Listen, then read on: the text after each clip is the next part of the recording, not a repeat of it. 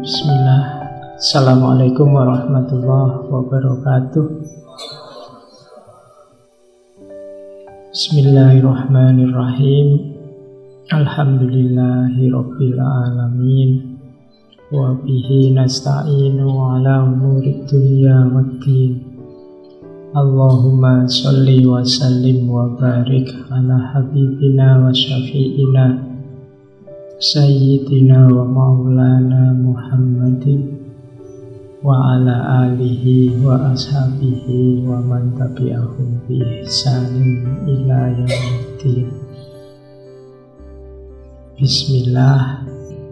Mari kita lanjutkan ngaji kita Hadratus Syekh Kiai Haji Muhammad Hasyim Asy'ari.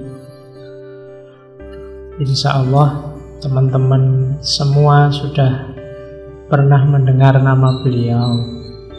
Insya Allah juga sedikit banyak sudah tahu siapa beliau. Makanya saya tidak akan sibuk menjelaskan detail riwayat hidup beliau.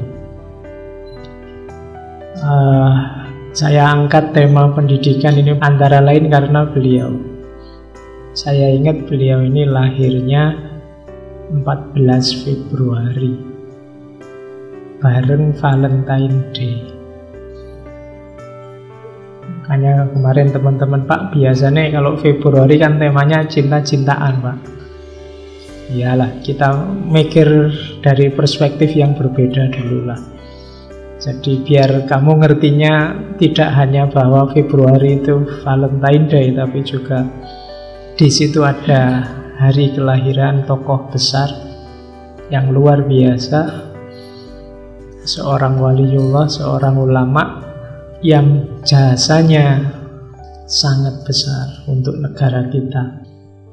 Kita mulai ya kalau dari sisi keturunan beliau ini kalau diurut nanti masih satu lini keturunan dari Sultan Hadiwijoyo, kemudian melalui Pangeran Benowo. Kalau ditarik ke atas nanti punya sambungan juga dengan Maulana Ishaq Sunan Giri. Nanti di titik ini nanti ada hubungan dengan Kiai Ahmad Dahlan. Jadi ini dua orang ini agak nyambung secara silsilah maupun secara guru. Mereka berdua ini kan sama-sama pernah berguru di Mekah ke Syekh Ahmad Khotib Minangkabawi. Dan akrab sampai tua meskipun sudah mendirikan Nahdlatul Ulama, Kiai Dahlan mendirikan Muhammadiyah. Ada cerita satu ketika santrinya Kiai Dahlan ini ingin nyantri juga di Tebuireng. Namanya Basir. Nanti Kiai Basir ini punya anak namanya Ashar. Kita kenal sebagai Ashar Basir. Kiai Basir ini ketemu Kiai Hasyim, kemudian cerita tentang gurunya bahwa guru saya itu punya beberapa program tapi kok banyak dibully orang kalau bahasa hari ini. Kan minggu lalu saya cerita bagaimana misalnya Kiai Dahlan ingin meluruskan kiblat dan macam-macam, terus penentangnya banyak. Kemudian Kiai Hasyim tanya, gurumu namanya siapa? Namanya Dahlan. Oh, Kang Dahlan. Oh, kalau itu Kang Dahlan ya kamu harus ikut sama gurumu.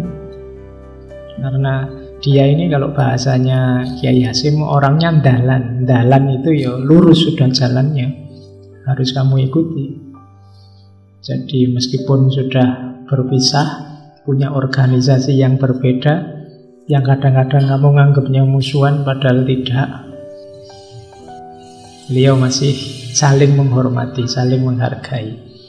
Itu pelajaran-pelajaran dari sesepuh kita yang hari ini kadang-kadang mulai luntur. Saya tidak tahu rasanya kok ada persaingan antar ustadz di medsos, ada kompetisi di bidang dakwah, ada macam-macam fenomena hari ini.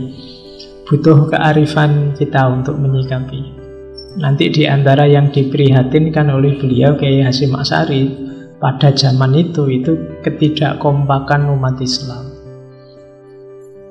Oke, mari kita mulai langsung saja kita ke gagasan-gagasan beliau di ranah pendidikan. Ya pastinya yang terbayang di kepala kita kalau ngomong tentang Kiai Hasyim di ranah pendidikan ya dengan pondok pesantrennya, dengan Tebu Irengnya yang sampai hari ini masih luar biasa. Bismillah ya, kita mulai. Ini kalimat untuk kalian dari Adabul Alim wal Muta'alim. Hendaklah segera mempergunakan masa muda dan umur untuk memperoleh ilmu tanpa terpedaya oleh rayuan menunda-nunda dan berangan-angan panjang. Sebab setiap detik yang terlewatkan dari umur tidak akan tergantikan. Jadi ini peringatan beliau pada kita yang masih muda. Kalau saya kan sudah tua, kalian yang masih muda, rambut saya sudah putih, kalau kalian kan belum. Yang masih muda, prioritaskan ilmu. Karena bekalmu untuk jadi manusia yang berkualitas itu ilmu. Jadi kesibukanmu mungkin banyak, sampai-sampai kamu kadang kuliah bolos, sampai mungkin kamu sibuk sekali. Tapi jangan lupa tetap ilmu ya yang jadi fokusmu, ilmunya. Mungkin kamu agak tergoda oleh rayuan nilai bagus, rayuan IP tinggi, rayuan apalah macam-macam, beasiswa, rayuan. Boleh, tapi jangan prioritas. Prioritasnya tetap ilmu. Jadi fokusmu harus ilmu. Kalau di kalimat itu ada dua rayuan yang biasanya nempel pada anak muda, yaitu menunda-nunda dan berangan-angan panjang.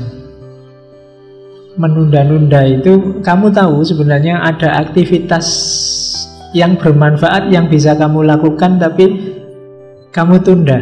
Basa Jawa ini semoyo, nanti Kamu ngerti sama dosennya ada tugas bikin makalah, alah nanti saja. Kamu baru beli buku bagus, luar biasa, kamu puji-puji, ini buku penting, ini buku bagus, waktunya baca, nanti sajalah. Kamu selalu menunda-nunda untuk barang-barang ini. Kadang-kadang yang bagus-bagus teralihkan oleh yang tidak penting. Sudah madep laptop, rencananya nulis apa belajar, akhirnya malah chattingan, malah Facebookan, download apa yang tidak jelas. Kamu kebiasaanmu itu nanti pada akhirnya menyesal. Kemarin-kemarin harusnya makalahmu selesai, padahal besok pagi presentasi, akhirnya malam ini pontang-panting. Terus besoknya masuk, mohon maaf Pak, printernya error. Pokoknya yang jadi kambing hitam printernya mesti. Atau kamu telat masuk alasannya bannya bocor. Saya tidak tahu alasan ban bocor itu sampai hari ini kok masih dipakai. Jadi yang pertama itu menunda-nunda. Di antara musuh yang harus kamu kalahkan saat muda itu dirimu sendiri, dan musuh paling besar itu menunda-nunda ini. Besok saja, nanti saja, waktuku masih banyak, umurku masih panjang, wong masih muda, seneng-seneng dululah dan seterusnya. Hati-hati dengan jebakan menunda-nunda. Yang kedua, berangan-angan panjang. Berangan-angan panjang itu kokean menghayal. Banyak kalau-kalau, sehingga yang penting-penting terus terlewatkan. Seandainya saya ini nanti lulus cepet, kira-kira kerja apa enaknya. Itu bolak-balik gitu aja, ning males sinau. Gimana bisa lulus cepet? Jadi angan-angan. Jadi akhirnya apa? Tidak beraktivitas, tidak jadi belajar. karepnya banyak tapi tidak ada satupun yang diwujudkan. Ingin ini, ingin itu, dan seterusnya. Jatuhnya hanya di ingin. Kalau bahasa agama kadang pakai istilah lau-lau. Andai saja aku punya uang sebanyak itu, andai saja aku punya pasangan secakep itu, andai saja, terus andai-andai, berandai-andai. Itu dua musuhmu ya tadi, menunda-nunda dan berangan-angan panjang. Oke, coba perhatikan postingan-postinganmu itu biasanya kalau tidak ngomong orang lain ya ngomong tidak jelas, angan-angan panjang ini. Kamu perhatikan, kalau sudah begitu ya cepat-cepat kamu koreksi, kamu kembali ke jalur yang benar. Oke, jadi pertama-tama ini ya diprovokasi oleh beliau Kiai Hasyim agar ayo anak-anak muda fokusmu ilmu, jangan fokus ke yang lain. Berarti tidak boleh ngapa-ngapain Pak selain belajar, ya enggak. Tapi prioritas hidupmu nomor satu ilmu. Kalau ada apapun yang tabrakan dengan ilmu, menangkan ilmunya. Terus, nah zaman itu cara kita kalau ingin memahami Kiai Hasyim, setting yang membesarkan beliau itu setting sosial, budaya, psikologis yang semacam ini. Yang pertama, zaman itu kalau beliau lahir 1871, 14 Februari. Zaman waktu kita masih asik-asiknya dijajah Belanda. Tapi sudah mulai umat Islam di seluruh dunia ingin bangkit melawan.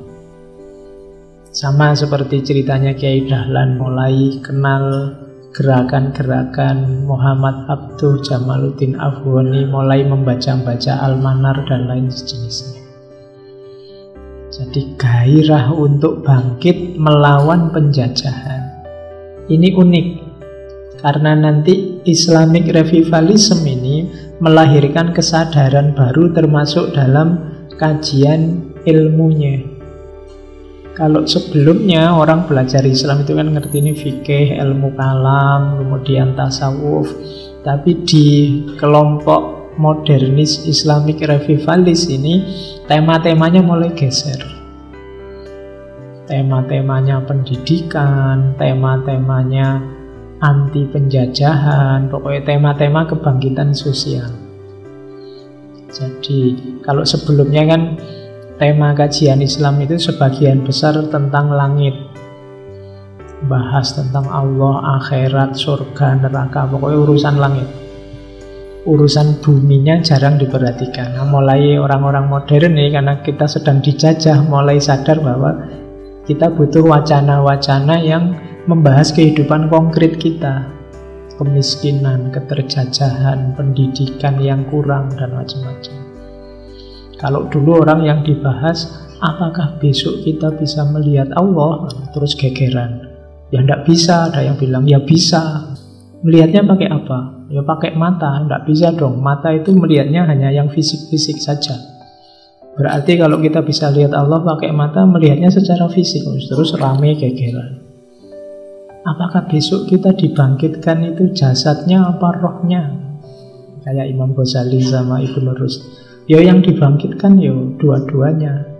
Ya ndak bisa, ya rohnya saja. Ya ndak, jasadnya juga. Loh, jasadnya kan sudah hancur dimakan tanah. Loh, nanti Allah memberi jasad yang baru. Loh, Allah ndak adil loh. Yang berdosa jasad lama, kok yang disiksa jasad baru. Para ulama zaman dulu yang masih bahas langit. Nah, sekarang mulai, iya ya, kita asik diskusi tentang langit, di bumi akhirnya kita kalah. Kita dijajah. Mulai tema-temanya ganti. Itu nanti yang disebut Islamic Revivalism. Umat Islam ingin bangkit lagi. Yo, diawali dari Timur Tengah, mulai Mesir, Turki, India, Pakistan, dan sekitarnya, termasuk Indonesia. Yang pertama itu settingnya, jadi sedang semangat-semangatnya ingin bangkit.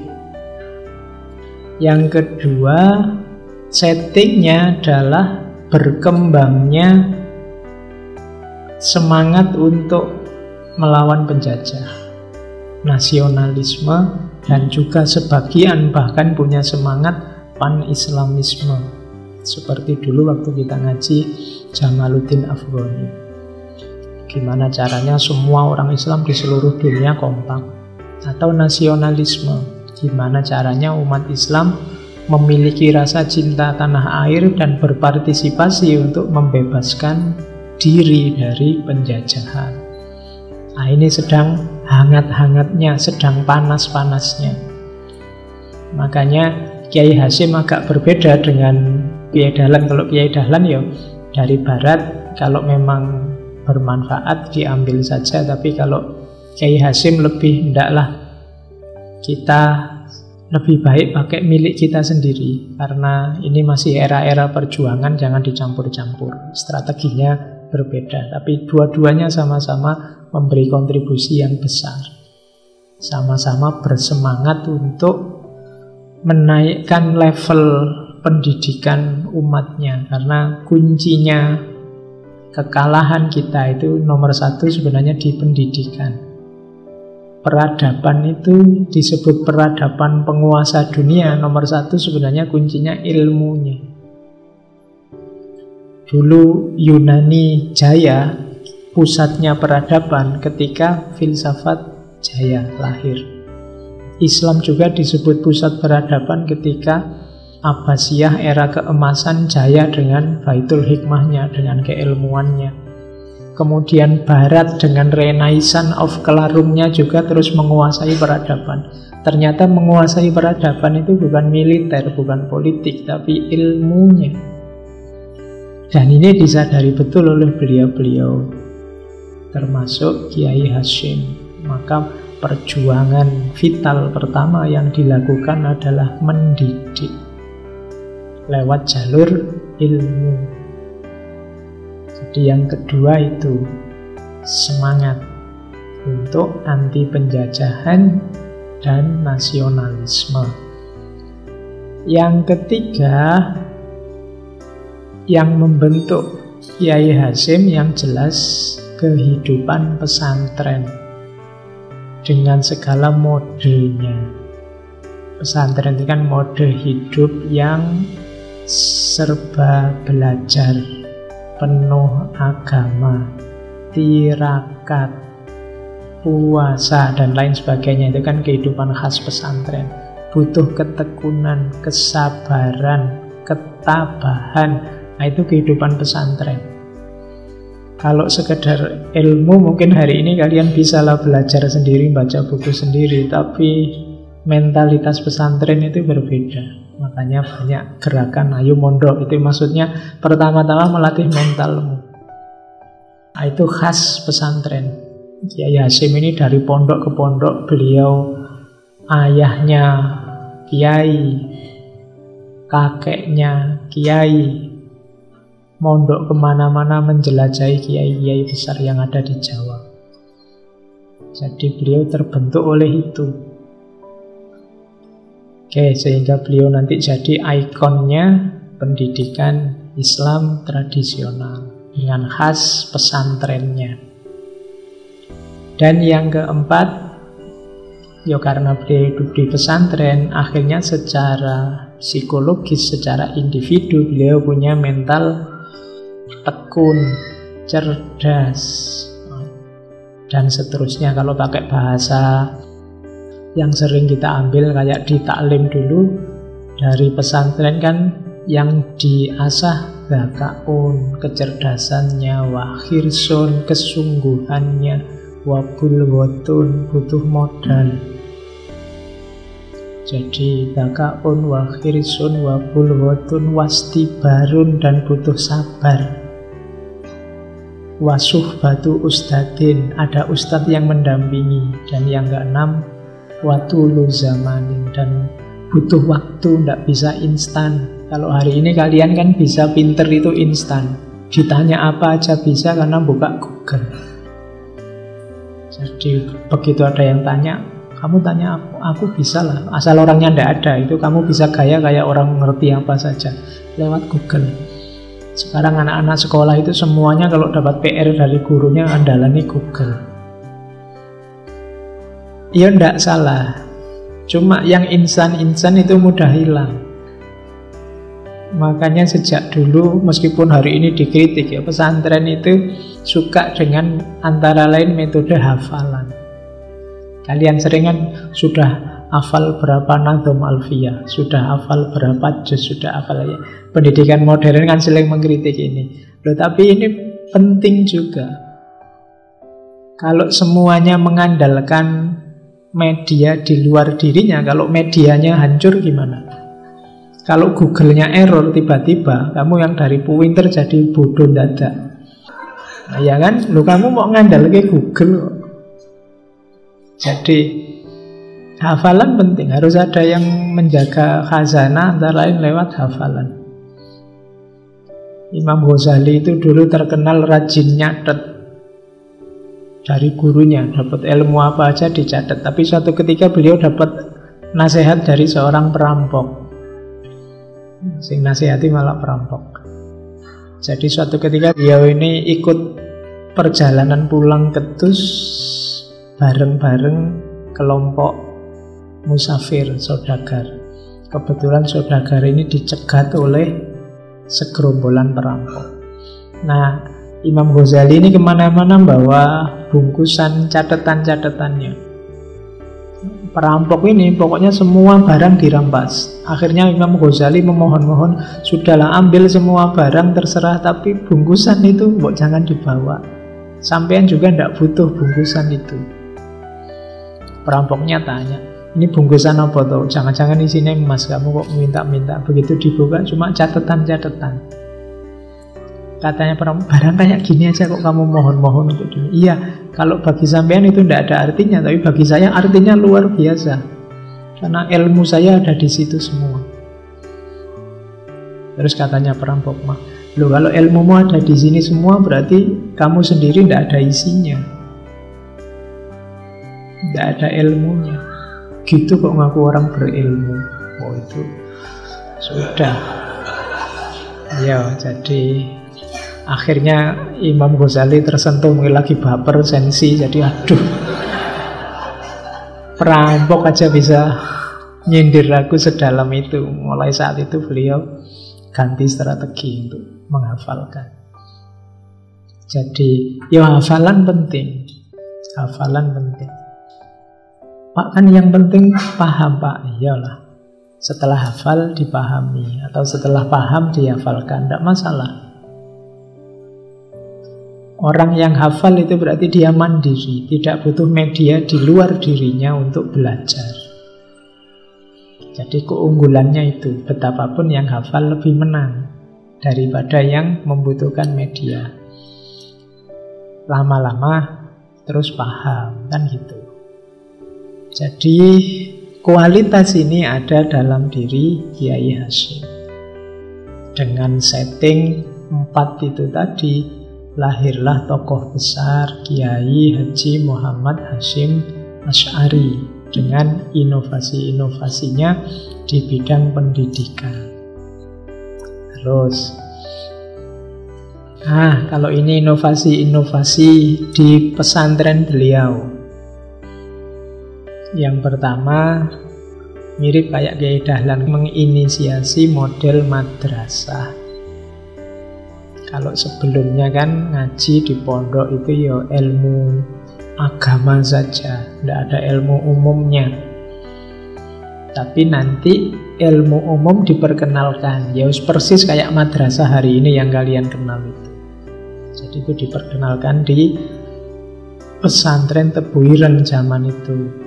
Termasuk nulis yang pakai huruf Latin, belajar bahasa Belanda, dan lain sebagainya. Bahkan yang populer zaman itu atas usulan dari putra beliau, Kiai Wahid Hasyim, mendirikan madrasah namanya Madrasah Nizamiyah. Madrasah Nizamiyah ini kurikulumnya malah 70% pengetahuan umum. Jadi 30%-nya baru pengetahuan agama. Jadi memperkenalkan metode belajar yang modern, meskipun tetap tidak meninggalkan agamanya. Dan nanti atas pengaruh Kiai Wahid juga nanti ada perpustakaan, langganan majalah-majalah. Itu ada disebut ada Panji Islam, Islam Bergerak, Dewan Islam, dan seterusnya. Itu loncatan yang luar biasa. Karena kan masih ada pesantren yang baca koran tidak boleh, radio tidak boleh, TV tidak boleh, untuk menjaga konsentrasi santrinya agar fokus pada ilmu agamanya. Nah, tapi mungkin santri yang lain itu punya bakat yang berbeda. Ini kalau tidak difasilitasi eman-eman bakatnya, maka di pesantren Tebu Ireng itu umum diajarkan.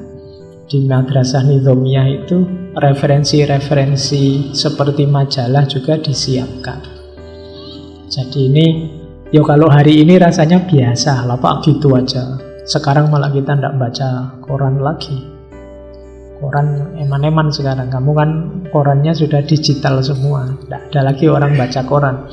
Zaman dulu orang baca koran itu kelihatan elit, atau kalau kelompok tertentu itu dianggap buang-buang waktu. Kayak hari ini, kamu kok HP-nan terus toh. Dulu juga gitu, kamu kok baca koran terus toh, kok belajar dulu. Tapi itulah peradaban. Zamannya menuntut kita berakselerasi. Harus ada inovasi-inovasi. Dan ternyata simbah-simbah kita, kiai-kiai kita dulu tidak seperti bayangan kita terus anti kemajuan. Mereka juga mau menerima kemajuan kalau itu jelas manfaatnya.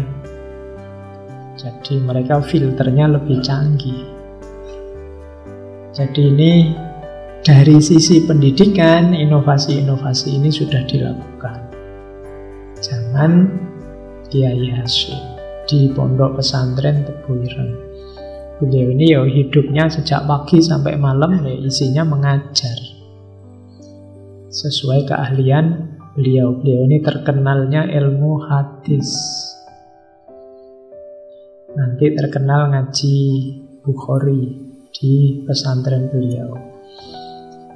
Oke, sekarang kita lihat dari sisi konsepnya, urgensinya pendidikan. Pendidikan itu menurut Kiai Hasyim penting. Urgen itu kan penting. Pentingnya di mana? Yang pertama, mempertahankan predikat manusia sebagai makhluk paling mulia. Jadi manusia itu sebagai makhluk paling mulia karena ilmunya. Bukan karena akalnya, Pak. Enggak, karena ilmunya. Ilmu itu kan hasil dari akal ketika sudah didaya gunakan. Kalau hanya punya akal saja, semua orang punya akal. Kalau tidak digunakan sama saja. Maka manusia itu tinggi martabatnya karena ilmu. Kalau ceritanya Nabi Adam dulu kan, Nabi Adam sebelum turun ke bumi oleh Allah, wa 'allama Adamal asma'a kullaha, diajari ilmu-ilmu. Yang ini yang membuat malaikat tidak berdaya di hadapan Adam. Suatu ketika Allah menguji, tanya pada malaikat, malaikat tidak tahu. Ini a'lamu malat ta'lam. Jadi aku tidak tahu kalau tidak engkau ajarkan ya Allah, dan yang diajari Adam. Jadi kita ini manusia mulia karena ilmu. Dan ilmu itu adanya lewat pendidikan. Maka tidak boleh orang menganggap remeh pendidikan. Dunia paling penting dalam peradaban manusia itu dunia pendidikan. Disitulah manusia bertahan dalam status kemanusiaannya, level kemakhlukan yang paling mulia. Jadi pendidikan jadinya paling penting. Kalau kemarin kita punya tesis bahwa Jadilah kita manusia yang manusia. Manusia yang manusia itu ketemunya di dunia pendidikan. Kalau kita tidak lewat jalur pendidikan, kita tidak ketemu ilmu. Kalau kita tidak ketemu ilmu, ya kemuliaan kita sebagai manusia dipertanyakan. Beda dengan yang bukan manusia, kayak binatang itu kan tidak butuh ilmu, dia main insting. Binatang itu ya langsung bisa, apa-apa langsung bisa, sesuai standarnya dia.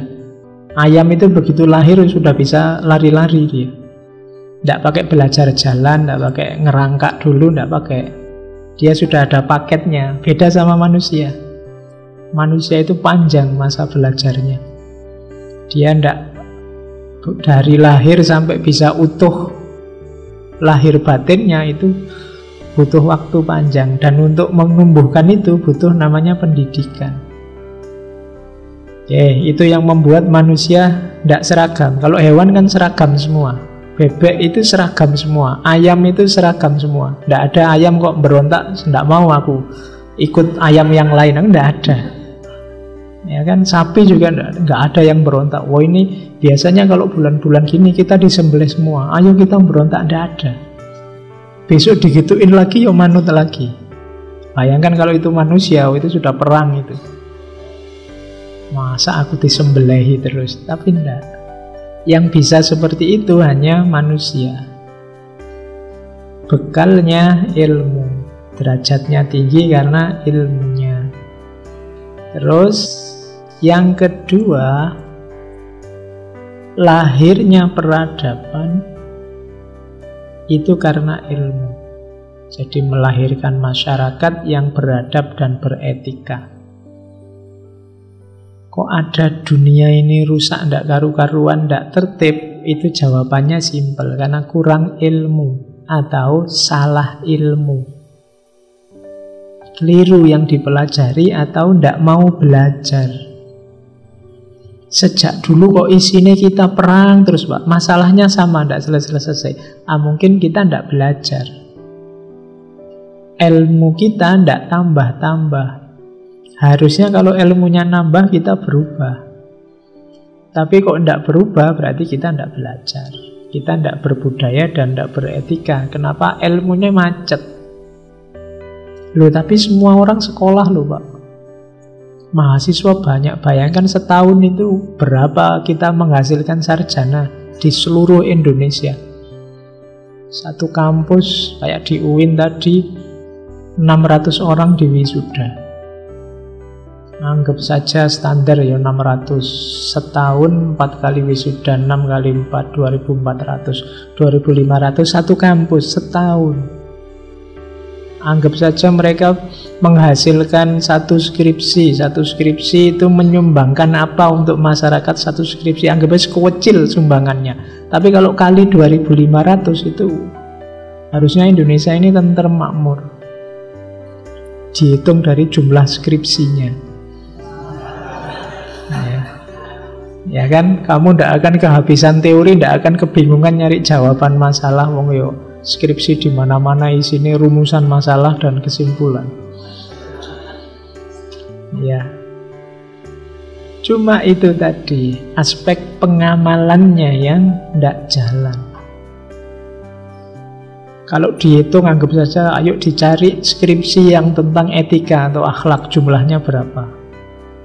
Itu harusnya kalau satu skripsi mempengaruhi 100 orang misalnya, itu 2500 skripsi tinggal dikalikan dari satu kampus.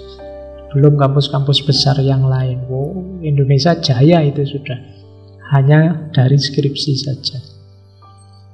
Harusnya begitu. Tapi mungkin kita kurang menghargai ilmu. Sehingga ilmu itu berhentinya hanya di perpustakaan, berhentinya levelnya hanya di buku. Kamu sudah bangga luar biasa kalau ilmumu terbit jadi buku. Itu pencapaian puncak, kamu merasa itu, tapi sebenarnya belum. Jasanya ilmu itu meningkatkan kualitas hidupmu dan pada saatnya nanti melahirkan masyarakat yang beradab dan beretika. Harusnya begitu. Itu menurut Kiai Hasyim. Kemudian yang ketiga, ilmu itu penting, urgent, bahkan lebih penting, lebih utama daripada ibadah-ibadah yang sunnah.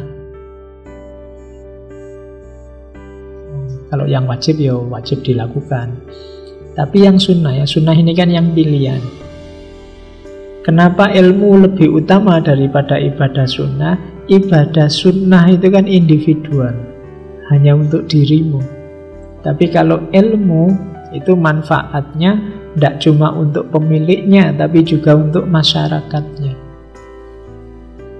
Makanya membaca buku, belajar itu dianggap lebih utama daripada hanya ibadah sunnah saja. Misalnya kalau kamu malam mau tahajud, ya kalau ada waktu jangan cuma tahajud, ada belajarnya. Kalau pakai bahasa agama ada tafakkurnya, berpikir, itu kan belajar. Karena berpikir itu keutamaan.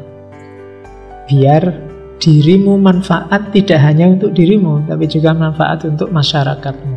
Jadi setiap kali kita belajar cari ilmu, ayo diniati selain mencari ridhonya Allah, meningkatkan kualitas hidup kita dan kualitas masyarakat kita.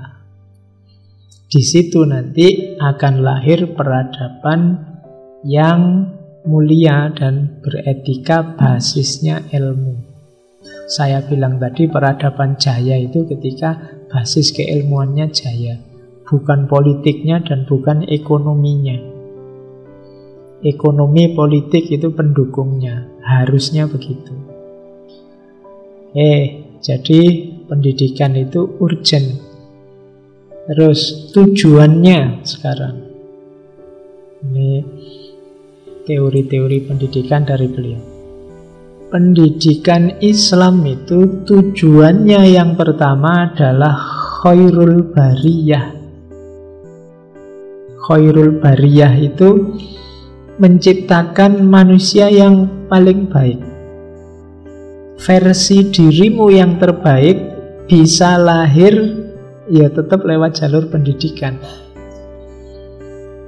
Jadi kalau kamu ingin optimal, saya ingin eksis jadi diriku, Pak, bahasamu tiap hari kan itu. Jalur paling utama apa? Pendidikan. Kalau saya ngomong pendidikan, bayanganmu jangan hanya sekolah dan kuliah ya. Semacam-macam. Pendidikan itu semua aspek hidupmu bisa jadi jalannya pendidikan. Kamu nongkrong di angkringan itu bisa pendidikan. Di situ ilmu bisa masuk lewat obrolanmu, asal obrolannya manfaat, mutu. Bukan obrolan yang aneh-aneh. Kamu apalagi nongkrong sama temenmu di mana, kamu jalan kemana, itu semuanya bisa, setiap tempat bisa jadi tempat pendidikan, setiap tempat bisa jadi sekolah, seperti sering saya kutip. Setiap orang bisa jadi guru. Ya kan, kamu ketemu siapapun, kalau ada orang kan kamu bisa belajar dari dia. Oh, aku punya temen ini, tiap hari miso, pagi miso, siang miso, sore miso. Itu kan kamu bisa belajar. Oh, ternyata gitu. Nah, itu kan, jadi besok pagi kamu, wah, aku belajar filsafat visuan dari dirimu. Kamu guruku tentang hal itu. Setiap orang itu bisa mengajarimu sesuatu. Kalau bahasa kita kan bisa kita ambil hikmahnya dari apapun. Jadi dari situ nanti kualitas hidup kita meningkat. Karena sering saya bilang Allah memposisikan kita di mana itu pasti tidak iseng, pasti ada tujuannya. Kenapa sih kok aku tiba-tiba kuliahnya di UIN atau di UGM atau di UNY? Kenapa kok temenku ini orang jenis kayak gini semua? Kenapa? Ya, oh itu kamu, itu sebenarnya amanat, itu sebenarnya pelajaran-pelajaran bagimu. Jadi ambil hikmahnya. Mungkin itu jadi bekalmu nanti, hidupmu mungkin ada hubungannya dengan riwayat hidupmu. Nah, Jadi di situ kita bisa membangun diri kita jadi versi terbaiknya dirimu.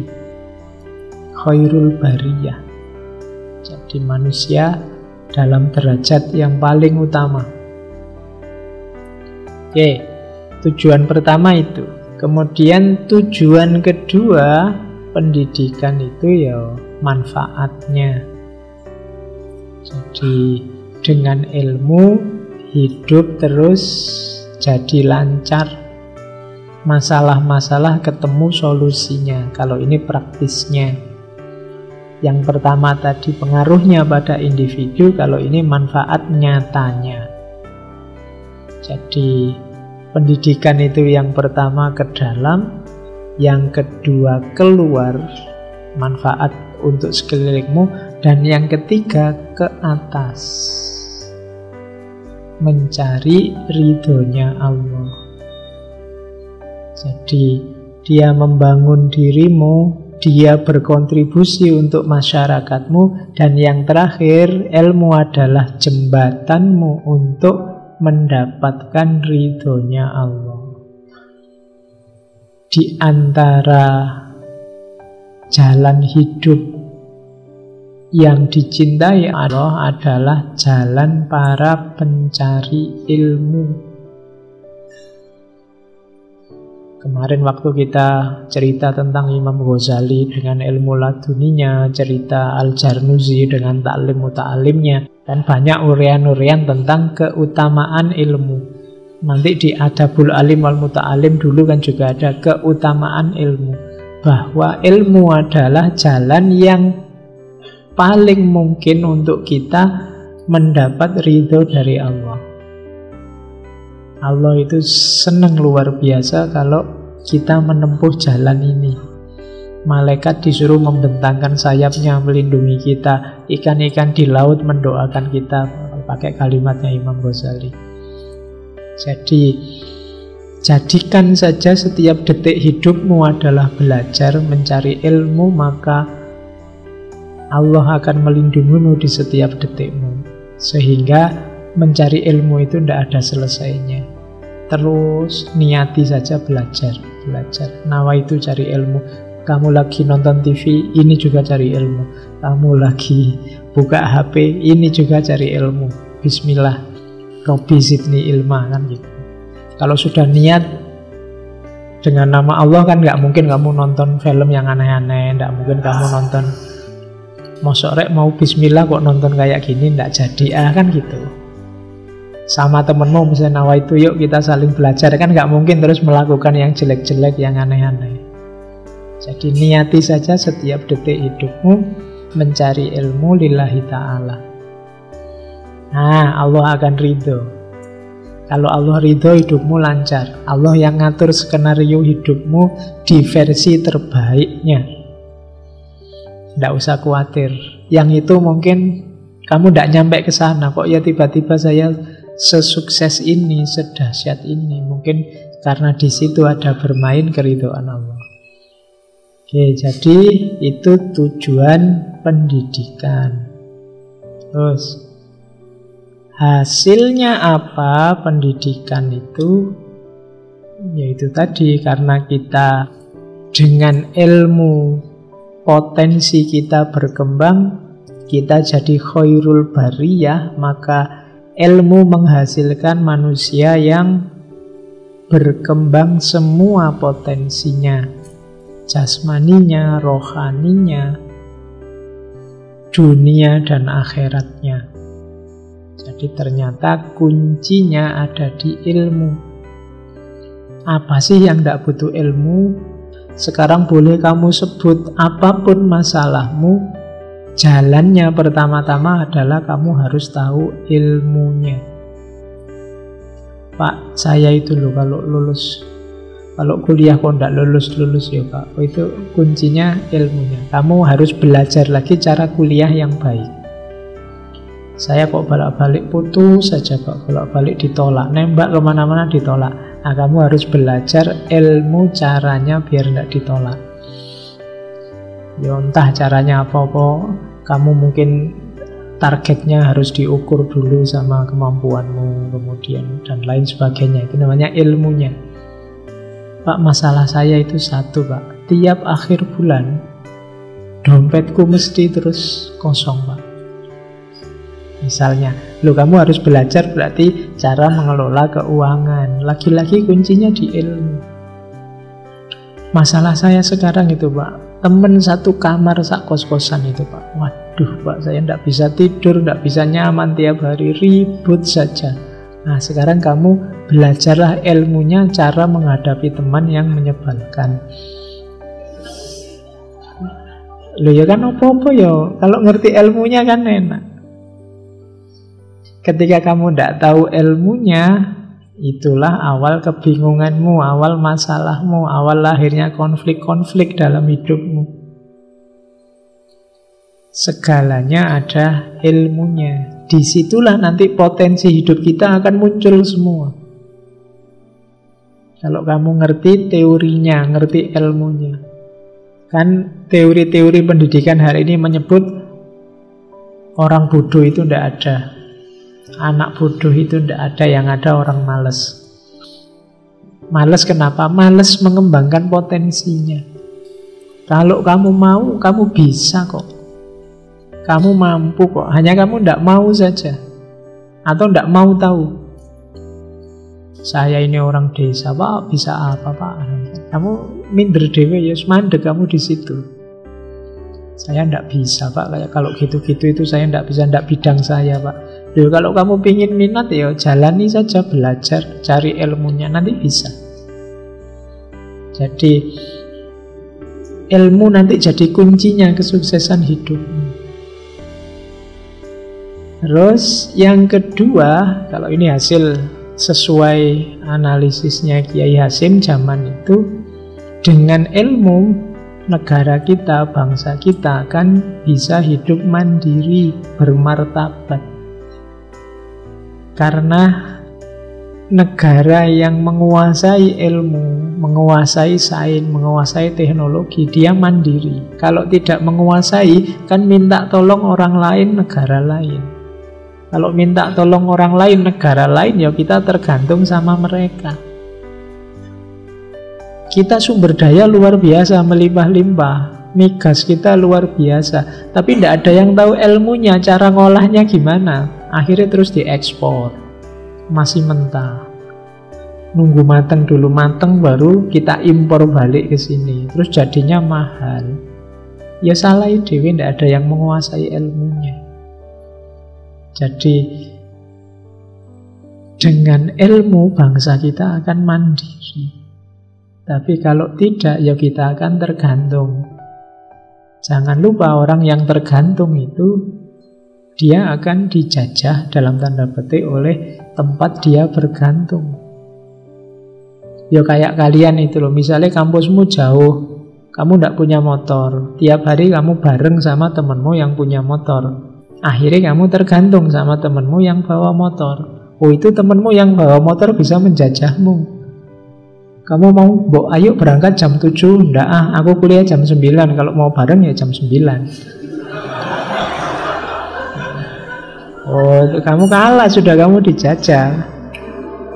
Tiba-tiba belok ke warung terus makan. Kamu bayarin ya? Loh, kok aku yang bayarin? Mau diantar enggak? Oh, yes. Oke ya, mandiri lebih mulia, lebih bermartabat daripada tergantung. Itulah makanya kita bolak-balik disuruh membaca surat Al-Ikhlas itu kan, Allahus Somad. Tempat kita bergantung harusnya hanya Allah. Jadi ketergantungan satu-satunya yang diizinkan dalam Islam itu ketergantungan pada Allah. Ketergantungan yang lain itu harus dicek dulu karena membahayakan. Apalagi ketergantungan narkoba, kamu bisa masuk penjara itu. Oke ya, jadi ilmu membuat kita mandiri. Kalau kita sudah mandiri, kita jadi orang yang bermartabat. Kalau kamu punya teman mandiri, apa-apa ditanggulangi sendiri, diatasi sendiri, rasanya kan keren. Dia bermartabat sekali. garap soal ujian, ndak bisa, tapi dia berusaha sendiri digarap. Kamu bilang, mas, aku ngerti jawaban nih, tak contohnya. Ndak aku ngerjain sendiri aja. Itu kan rasanya keren, meskipun nilainya jatuh. Tapi kan bermartabat dia daripada yang pontang-panting nyari contekan. Gitu loh. Kamu lebih menghargai temenmu yang mandiri. Ndak lah, ndak bisa tak kerjain sendiri. Aku mandiri wis, ndak pengen nyontek yang lain. Itu kan rasanya keren.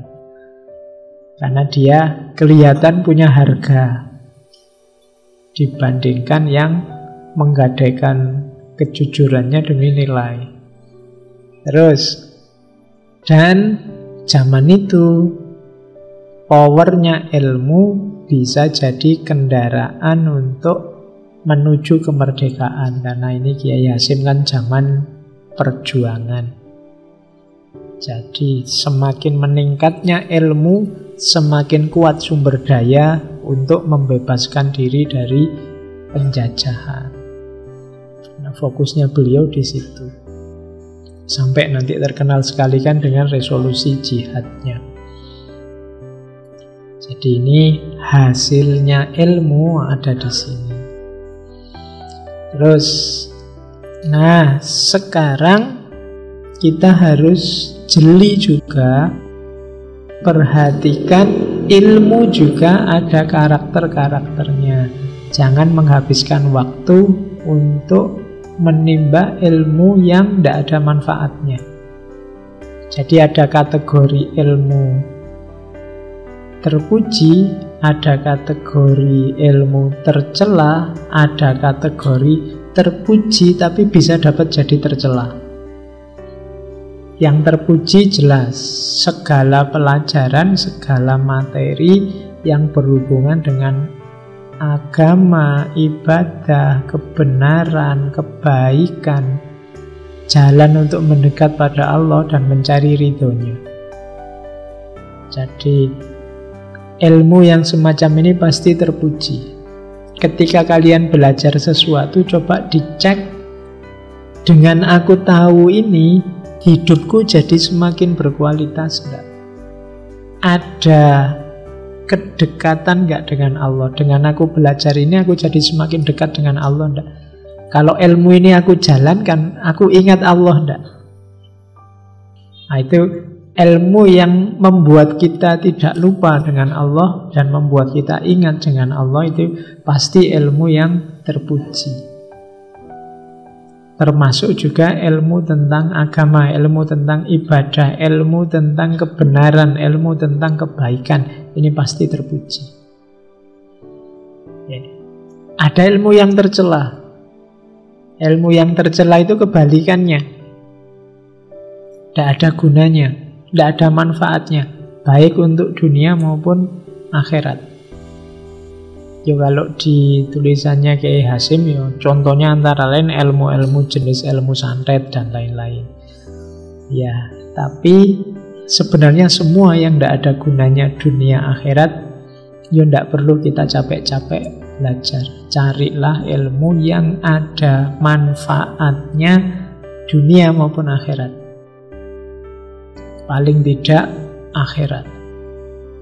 Kalau tidak ada manfaatnya sama sekali, kemungkinan ilmu itu tercela. Ada juga sebenarnya ilmu ini terpuji, tapi ketika salah dosis atau overdosis jadi tercela. Misalnya seperti filsafat ini, kalau salah dosis terus pikiranmu jadi kacau, tidak karu-karuan, terus harusnya konstruktif malah destruktif, harusnya membantu malah merusak. Nah, itu jenis ilmu yang terpuji tapi terus jadi tercela.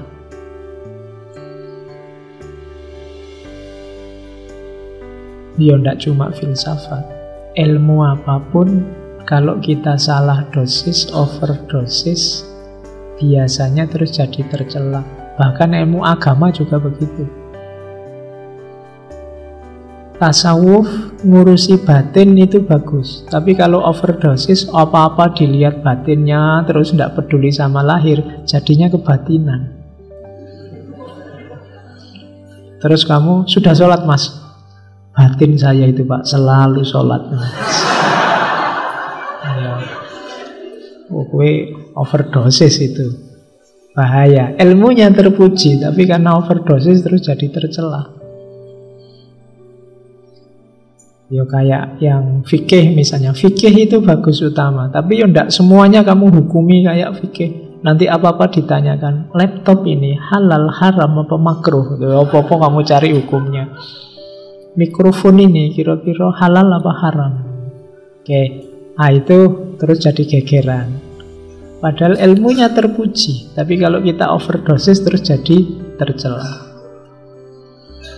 Perhatikan karakter ilmu yang kita serap. Karena ilmu yang kita serap masuk ke pikiran kita, itulah yang membentuk diri kita. Maka kayak makanan. Makanan itu kan kalau yang kita masukkan bergizi-bergizi, ya kita sehat. Tapi kalau yang kita masukkan kolesterol banyak lemak, terus kita kegemukan, ya pada saatnya kita akan stroke, kena jantung. Tidak sehat. Jadi cari yang jelas terpuji, atau yang terpuji tapi jalankan secara benar, secara tepat. Jangan overdosis, jangan salah dosis. Hidup ini yo ada batasnya masing-masing. Kapan kita ada di level tasawuf, sufistik yang mengurusi batinnya, kapan kita di level rasional yang membahas secara argumentatif, kapan kita ada di level fikih yang normatif sesuai ajaran. Jadi harus ngerti dosisnya. Banyak orang diskusi, debat, sehingga hal yang terpuji terus jadi tidak terpuji. Ahli fikih debat sama ahli tasawuf misalnya, ini memang ranahnya beda, ya mesti aja tidak nyambung. Disambung-sambungkan juga terus tidak nyambung, akhirnya gegeran. Padahal ranahnya beda. Debat yang sini pakai teori ekonomi, yang sana pakai teori ikhlas. Iya, ayo ndak nyambung. Kamu harus ngerti porsinya. Ikhlas itu porsi proporsinya seperti apa. Kalau yang ekonomi porsi dan proporsinya kapan dan di mana, kan harus jelas. Oke, jadi itu biar tidak terjadi yang terpuji terus jadi tercela. Kamu harus ngerti dosisnya. Teorinya tokoh ini itu pasnya digunakan dalam situasi ini untuk mengatasi masalah ini. Kalau tokoh itu pasnya digunakan dalam situasi itu mengatasi masalah itu. Karena kalau salah tempat, ya bisa salah. Ilmu yang semula terpuji bisa jadi tercela.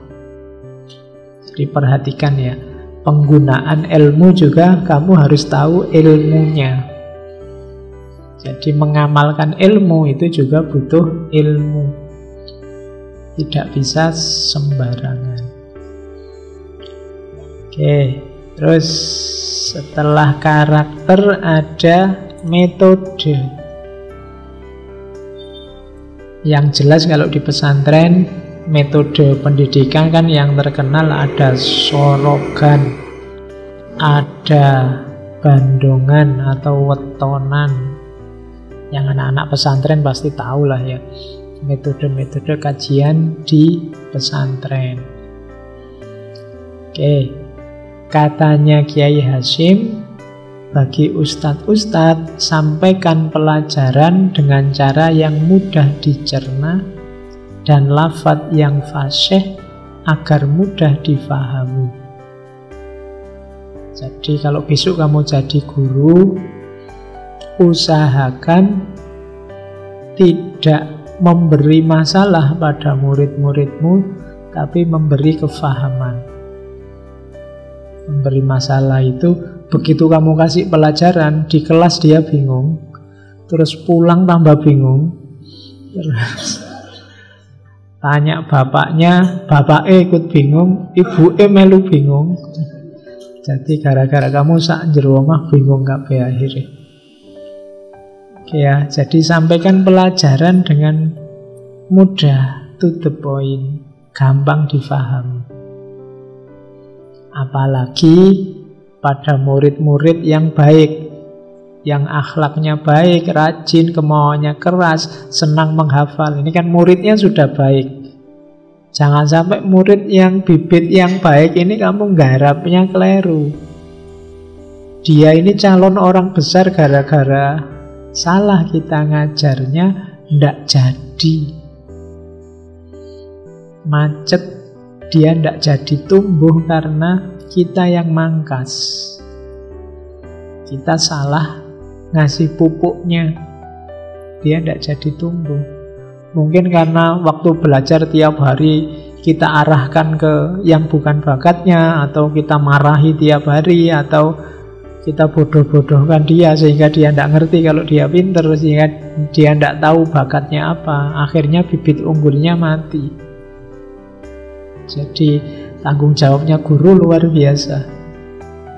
Jangan sampai bibit-bibit unggul ini yang akhlaknya baik, yang rajin, berkemauan keras, akhirnya hilang. Kita ndak jadi punya SDM berkualitas. Kenapa? Salah kelola.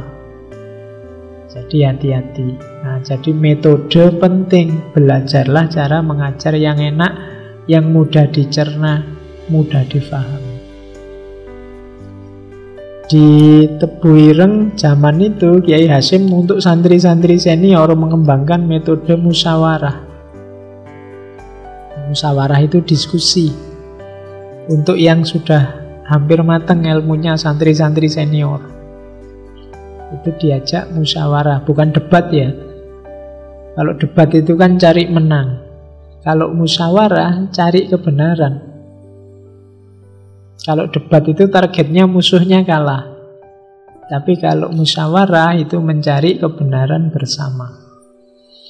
Dan itu jadi salah satu metode yang diterapkan di sana untuk santri-santri senior. Kalian juga boleh mengembangkan tradisi musyawarah ini. Karena kalau kita melakukan musyawarah, itu melatih jiwa kita yang pertama terbuka. Terbuka pada pandangan orang lain yang mungkin berbeda dengan kita. Terus toleran, menghargai pendapat orang lain. Fokus pada kebenaran, bukan kemenangan. Itu musyawarah. Jadi sering-sering kalian diskusi, karena biasanya materi itu lebih bisa kamu serap dengan ngobrol bersama temanmu. Kadang baca buku tidak ketemu-ketemu, tapi saling sharing itu bisa ketemu. Meskipun yang sharing ini antara yang tidak paham sama yang tidak paham, tapi dengan diskusi yang intensif mungkin lama-lama bisa ketemu. Oh alah, ternyata mungkin ini yang dimaksud. Kenapa? Karena dari baca bareng-bareng tadi. Menurut saya kok begini, loh menurut saya kok beda ya begitu. Kira-kira gimana ya? Kan lama-lama, ternyata kita sama-sama keliru. Tapi kan sekarang ketemu benernya di mana? Dari saling share. Nah, ini namanya musyawarah. Latihlah dirimu kalau memang kesulitan belajar sendiri, cari partner. Berdua, jangan lawan jenis tapi ya, yang sendiri-sendiri mojok nanti mewatiri. Ya kalau mau ada lawan jenisnya bareng-bareng yang banyak orang. Biar nanti nggak disebut orang, wah ini berdua, yang ketiga setan, kan sering begitu. Biar nggak ada setannya, wis yang banyak aja, 10 orang musyawarah, 20 orang, nggak apa-apa. Oke, ya kalau mau berdua saja di tempat yang terang, yang banyak orang lihat. Di tengah-tengah mall gitu, banyak orang. Kamu diskusi filsafat gitu. Oke, iya. Biar aja yang lain mikir belanja-belanja, kita diskusi filsafat. Terus prasyaratnya sekarang.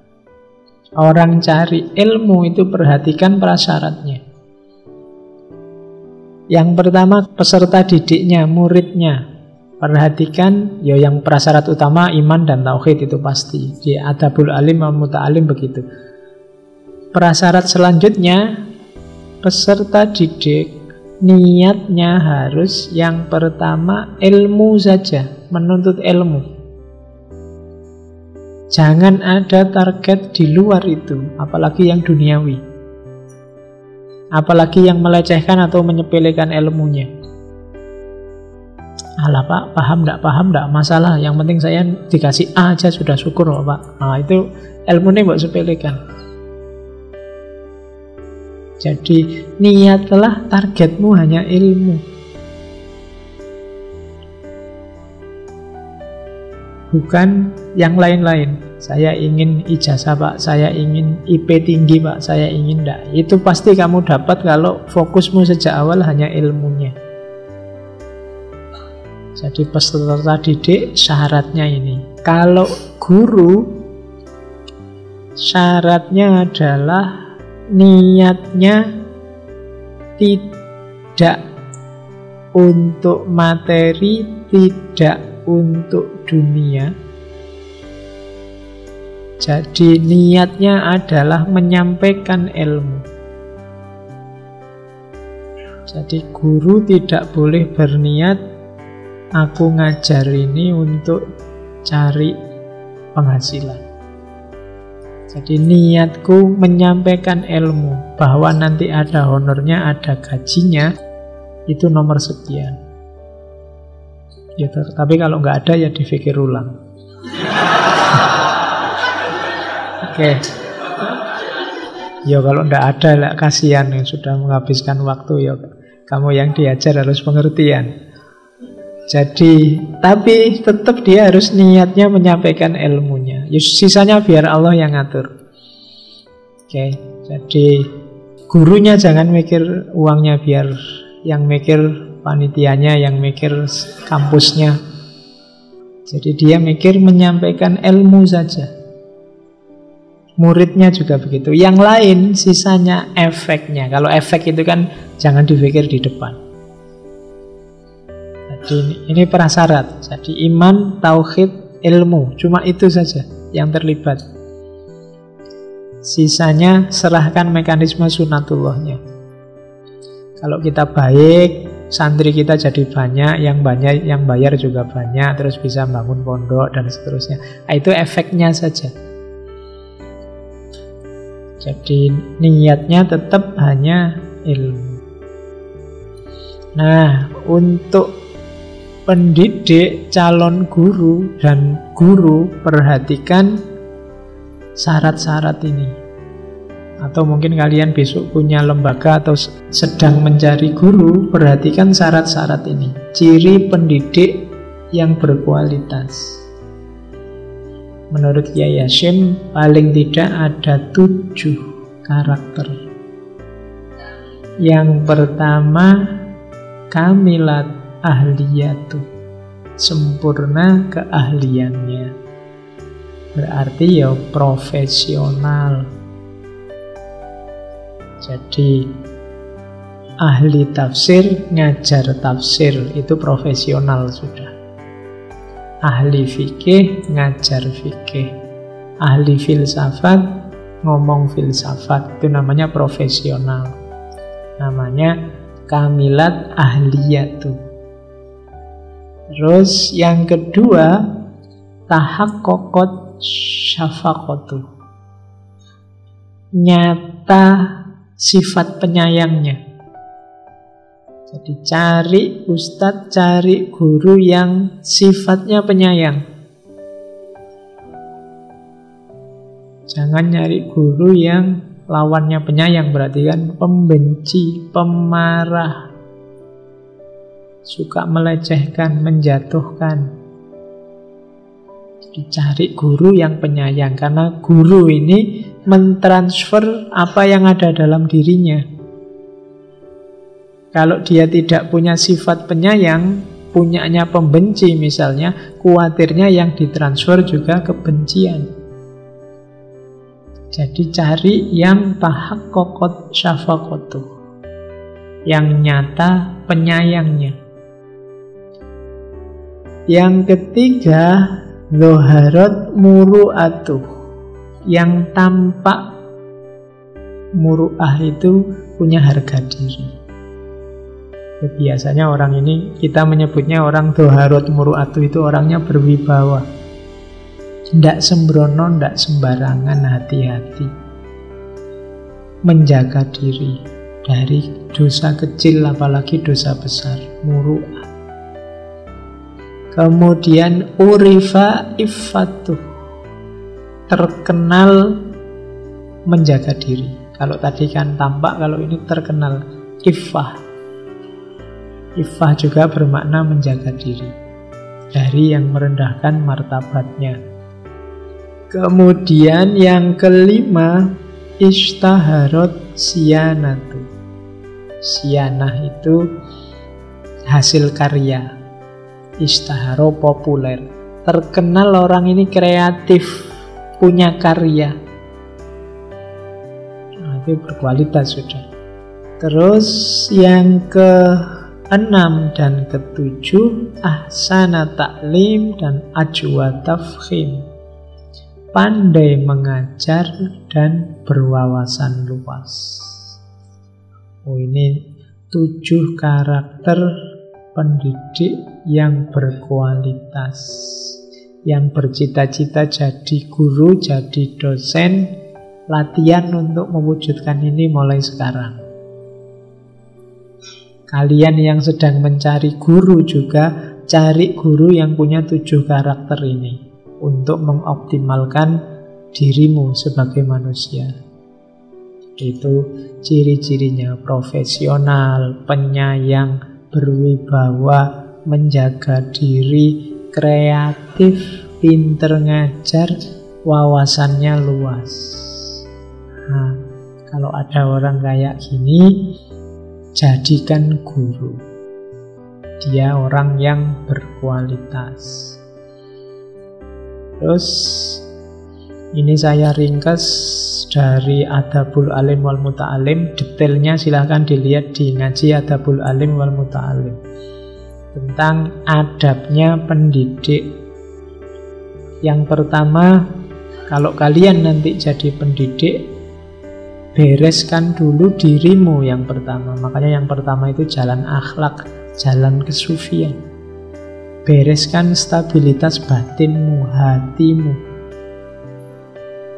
Kalau kamu sendiri masih ngambang, masih belum damai, jalan akhlakmu masih kacau, kamu akan kesulitan jadi pendidik yang berkualitas. Jadi pertama-tama bereskan dirimu dulu. Kalau sudah, yang kedua, jangan jadikan ilmumu sebagai jalan untuk mencari kemewahan dunia. Eman-eman, levelnya jauh. Kemuliaan ilmu dengan kemewahan dunia itu tidak imbang. Kalau ilmu kamu pakai jalan untuk mencari kemewahan dunia, kamu sedang mendegradasi kemuliaan ilmu.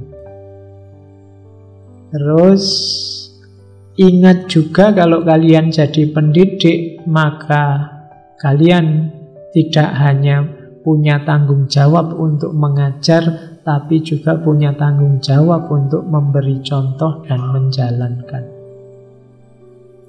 Oh, ini yang berat. Kalau sekedar ngajar, memberi nasihat itu gampang. Kamu niru saya ngomong kayak gini sejak awal tadi, gampang itu. Apalagi tulisannya ada. Tapi menjalankannya, oh itu luar biasa. Kalau gurunya sendiri tidak menjalankan, apa bisa kamu menyuruh muridmu menjalankan? Kalau kamu tidak tekun, apa bisa kamu menyuruh muridmu tekun? Kalau kamu sebagai pendidik sering bolos, apa bisa kamu memaksa mahasiswamu rajin? Menasehati untuk rajin bisa, tapi mencontohkan rajin itu lebih sulit. Maka kalian harus sebagai pendidik punya kesadaran uswatun hasanah, menjadi contoh yang baik. Dan yang terakhir, jalannya pendidik itu harus punya semangat belajar, biar ilmunya tambah terus. Kalau ada pengajar yang tidak mau belajar, pada saatnya dia akan expired. ilmu ne out of date. Yang lain sudah sampai di mana, dia ngomong apa. Nggak nyambung, kehilangan waktunya. Jadi guru yang baik adalah guru yang justru bersemangat belajar. Karena dengan itu ilmunya tambah terus. Semakin dia berkualitas, semakin dia mungkin membentuk murid yang berkualitas. Jadi pokoknya kesuksesan guru itu pertama-tama dimulai dari kesuksesannya membereskan dirinya. Terus yang kedua, ini kita, murid. Seorang murid kalau terhadap dirinya perhatikan kebersihan hati dan keikhlasan dalam mencari ilmu. Kebersihan hati berarti hindari semampu mungkin maksiat-maksiat, dosa-dosa, khususnya yang disengaja. Kalau tidak sengaja kan ya memang di luar kuasa kita, wong tidak sengaja.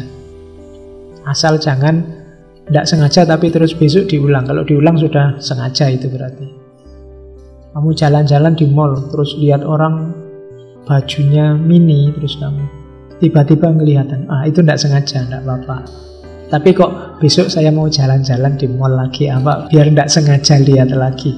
Itu sengaja sudah. Loh, tapi kan nggak sengaja, Pak. Orangnya lewat. Iya, itu sengaja, kamu niat jalan-jalan biar kelihatan. Jadi bereskan dirimu juga. Bersihkan hatimu. Terus ikhlaskan niatmu untuk menuntut ilmu. Kepada guru tawaduk, hormat, itu pasti ya. Tapi kalau di adabul alimul muta'alim, tawaduk kita dan kehormatan kita itu berhubungan dengan kesolehan seorang guru, ketulusannya, kerendahan hatinya, dan kecintaannya pada murid-muridnya. Jadi pada guru harus tawaduk. Sebelum belajar harus membersihkan diri, memulai belajar harus niat ikhlas lillahi ta'ala menuntut ilmu. Kemudian kalau belajar, perhatikan adab-adabnya. Perhatikan manfaat dan barokahnya ilmu. Adabnya apa saja? Ini ringkesan tentang adab pencari ilmu. Saya baca saja karena kalian sudah paham maksudnya, tinggal menjalankan saja yang belum. Yang pertama, pencari ilmu itu harus tadi ya, menyucikan hati. Hilangkan dendam, hasud, segala yang jelek-jelek, budi pekerti yang jelek. Kemudian perbaiki niat. Niatnya hanya mencari ridhonya Allah. Tujuannya bukan dunia. Jangan cari ilmu niatnya jabatan, harta, pekerjaan, kehormatan. Enggak, jangan cari yang dunia-dunia. Cari ridho Allah saja. Kemudian jangan menunda-nunda belajar. Setiap ada kesempatan, setiap niat muncul untuk belajar, belajar. Seperti di awal tadi kalimat, kelemahan kita biasanya menunda, nanti. Terus qanaah. Qanaah berarti apa? Jangan ambisius. Ikuti saja ritmenya. Makanya tadi ada istilah tulus zaman. Memang butuh proses, butuh waktu. Baru punya satu buku filsafat terus pengen pokoknya saya menguasai semuanya bulan ini, udah iso. Pelan-pelan, ada prosesnya. Belajar apapun ada prosesnya. Jadi tidak bisa instan. Hari ini kan setiap orang pinginnya instan. Kamu baru belajar tasawuf kemarin, minggu depan pengen jadi wali. Tidak iso. Ada prosesnya. Jangan ambisius. Nanti mudah overdosis tadi. Ya. Oke, terus perhatikan waktu. Coba kamu ukur dalam sehari 24 jam dikurangi waktu untuk tidur, makan yang standar-standar, berapa persen alokasi waktumu untuk belajar, untuk hal-hal yang penting? Nah, ini harus kamu perhatikan ya.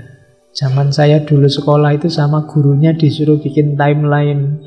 Jam 7 sampai jam 12 sekolah, jam 12 sampai jam 2 istirahat, jam 2 sampai jam 4 membantu orang tua, jam 4 sampai maghrib belajar, habis maghrib sampai isya ngaji, habis isya sampai jam 10 belajar lagi, terus tidur. Itu yang dikumpulkan ke gurunya. Ya. Ya kenyataannya ya pulang sekolah main, nanti habis main lagi. Terus, ya dulu. Kalau sekarang tidak ada bedanya. Terus selanjutnya ini petunjuk dari Kiai Hasyim, tolong makan dan minumnya dipersedikit. Ini kalau bahasa kita kemarin tirakat. Maksudnya apa? Sudahlah, fokusmu pada makan dan minum, jangan keterlaluan lagi. Kita kadang-kadang mikir nyari warung makan di mana aja bisa berjam-jam tuh. Makan enaknya di mana ya? Di sini apa di sana dan seterusnya. Itu menunjukkan uangmu masih banyak. Kalau uangnya sedikit mesti kamu tidak mikir aneh-aneh, ya kuatnya angkringan ya ngangkring. Tapi jangan habiskan waktumu hanya untuk makan minum. Syukur-syukur kamu bisa sekali 2 kali puasa. Jadi mempersedikit itu bukan berarti kamu tidak mampu, tapi memang sengaja kamu tirakat, melatih jiwamu untuk tidak begitu saja memenuhi hasrat dan nafsu. Jadi dikurangi sedikit-sedikit makannya. Nah, kalau makan minum puasa lahir, ada juga wirai. Kalau wirai ini puasa batin,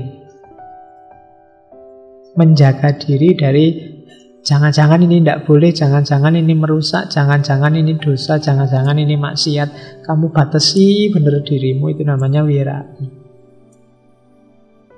Terus selain makan dan minum ada juga himbauan untuk jangan terlalu banyak tidur. Ya. Jadi jangan tidur terlalu sore. Kalau kalian sih kemungkinan tidurnya malam, tapi bangunnya siang. Sama saja terlalu banyak tidur. Jangan terlalu banyak tidur. Tidur sesuai dosisnya saja. Dikurangi sedikit-sedikit tidak apa-apa, karena tubuh kita itu kadang-kadang tergantung dengan yang kita biasakan. Kalau kita biasakan sehari tidur 10 jam ya dia jadi manja pingin 10 jam terus. Tapi kalau kita biasakan 6-7 jam ya dia cukup dengan 6-7 jam. Terus yang terakhir ini mungkin agak berat bagi kalian. Tidak tenggelam dalam pergaulan, apalagi bergaul dengan lawan jenis. Ini karena ini sering menggoda, ini apalagi lawan jenis ya. Semoga tidak ada yang bilang, Pak, saya malah sama jenis Pak tergoda.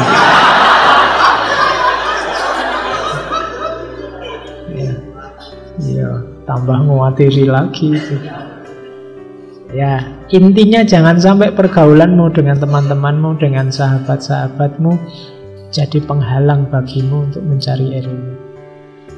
Waktunya habis hanya untuk bergurau, waktunya habis hanya untuk kegiatan iseng bareng-bareng. Eman-eman. Jadi manfaatkan waktu sebaik mungkin. Syukur-syukur pergaulanmu mendukung aktivitasmu mencari ilmu. Saling diskusi, saling nambah materi, saling memperkaya wawasan. Itu berarti pergaulan yang menunjang.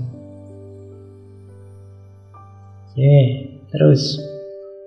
Nah, ini dikutip juga oleh Kiai Hasyim, sering saya sampaikan, hadis riwayat Tirmidzi dan Ibnu Majah. Ini kalau ada yang tanya, Pak, sejak tadi kok teori, kapan dalile kan ini. Ini saya bawakan hadis.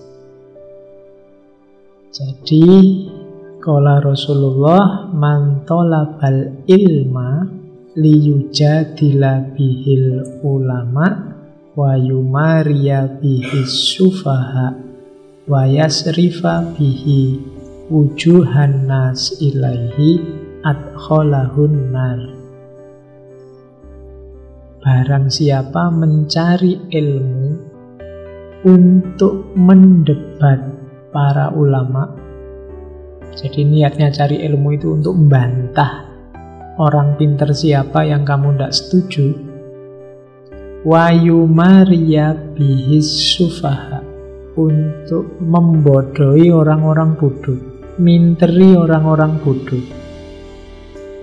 Mentang-mentang kamu lebih pinter, temanmu tidak ngerti apa-apa, terus kamu pinteri dia, kamu tipu dia dengan kepinteranmu. Itu wayumariya bihis sufaha, atau wayasrifa bihi wujuhan nas ilaihi, atau memalingkan wajah manusia padanya. Maksudnya apa? Mencari popularitas saja, mencari biar kamu terkenal, biar kamu dipuji orang.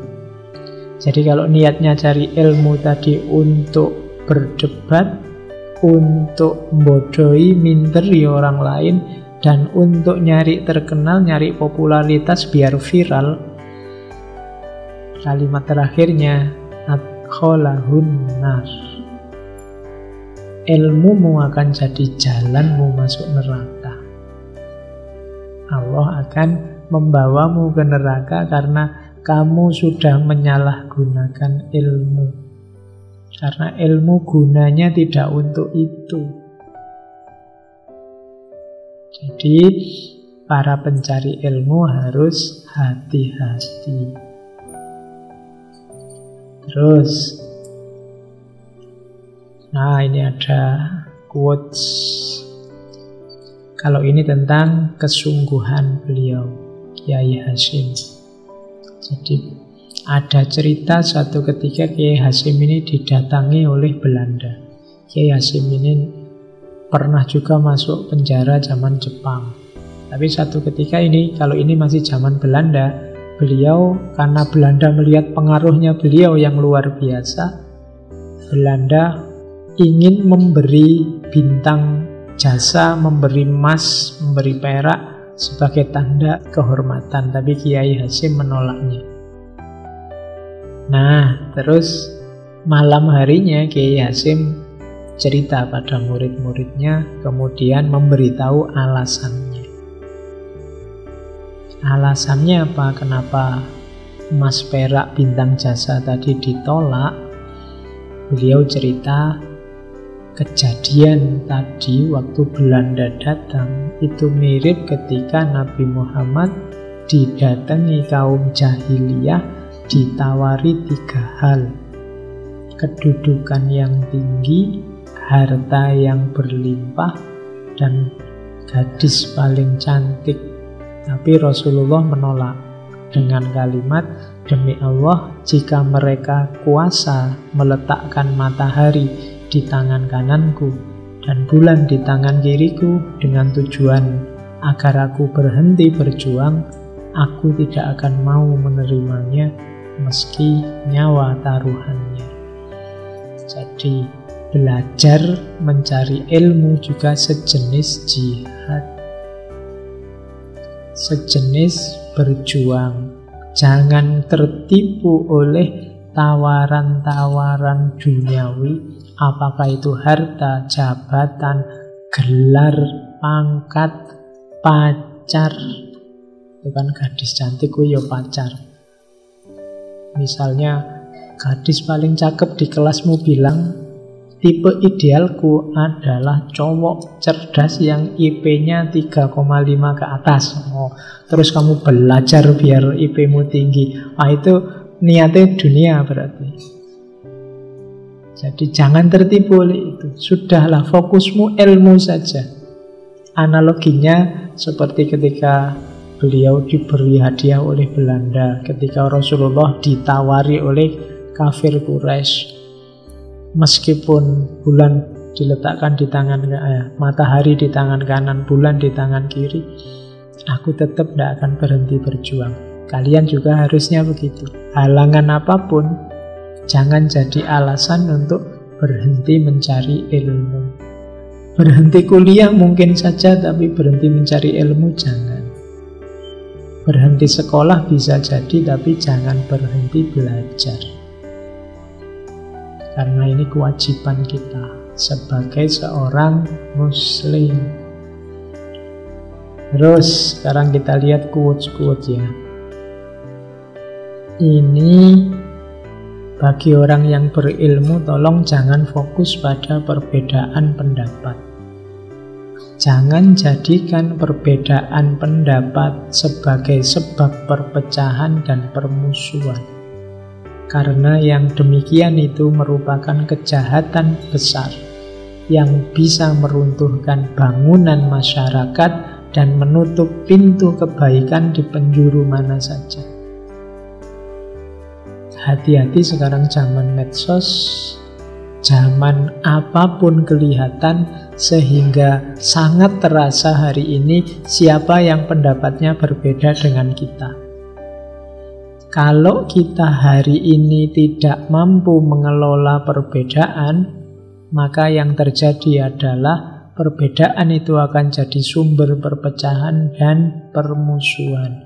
Dan ini adalah bencana yang besar untuk masyarakat kita. Jadi kalau kalian punya ambisi perbedaan itu lenyap, tidak akan mungkin. Karena pasti setiap orang punya pandangan yang beda-beda. Kok dulu tidak terasa, Pak? Dulu tidak ada medsos, tidak ada internet, tidak ada media-media online yang sekarang kamu miliki. Jadi sebenarnya sudah beda-beda, tapi belum terlalu terasa. Tapi sekarang sangat terasa. Maka nasihat pesan dari Kiai Hasyim ini perlu kita perhatikan. Hati-hati mengelola perbedaan, karena kalau hanya melahirkan permusuhan dan perpecahan, maka itulah awal kehancuran masyarakat kita.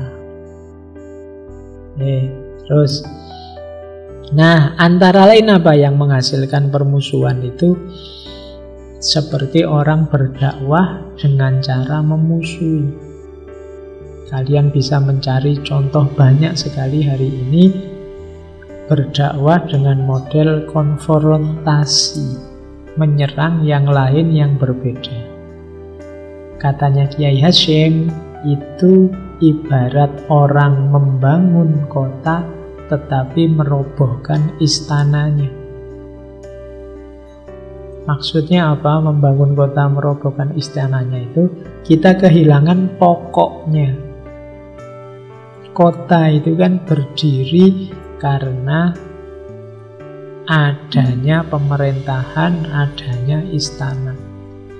Tapi kita membangun kota dengan merobohkan istana, itu sama saja bunuh diri. Jadi dakwah dengan cara memusuhi harus kita kritisi. Kalau ini saya tidak tahu sindiran atau tidak buat kita. Bahwasanya Al-Quran dan Al-Hadis adalah pedoman dan rujukan bagi muslimin. Hal itu benar adanya. Namun Al-Quran dan Al-Hadis tanpa mempertimbangkan pendapat para ulama adalah sulit, bahkan tidak bisa. Jadi ini seperti menyindir kita, mbok yo kita itu tahu diri. Iya sih, kita umat Islam merujuk Al-Quran dan hadis. Cuma untuk memahami Al-Quran dan hadis itu tidak sesederhana membaca terjemahannya.